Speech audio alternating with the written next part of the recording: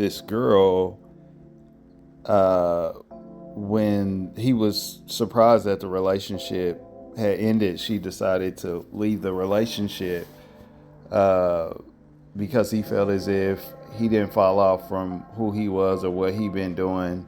He was transparent from the jump, and he wasn't like no Tyrone or anything like that.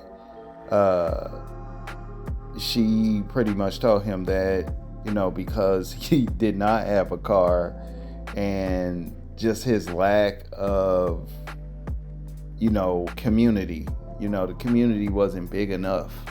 Okay, this girl wanted to be in a situation where she had various different friends and things like that. Pretty much based on what he was saying, her deal was she didn't have a problem with staying within, community or something like that, but he didn't really have the community that was ideal to her. Okay, that's pretty much what he was expressing. And the first thing I would say is that micro communities and cultures are important. Okay.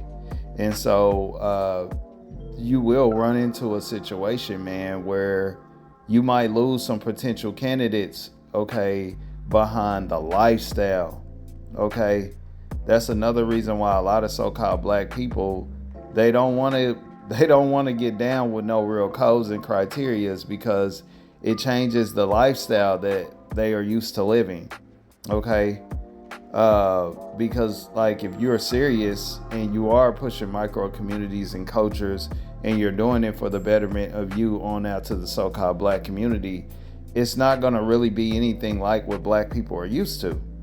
Okay. And so that is one of the reasons why, man, if you do come up on a female out there and you might be interested, this is one of the reasons why it takes 3+ years to really see where they are at. Okay.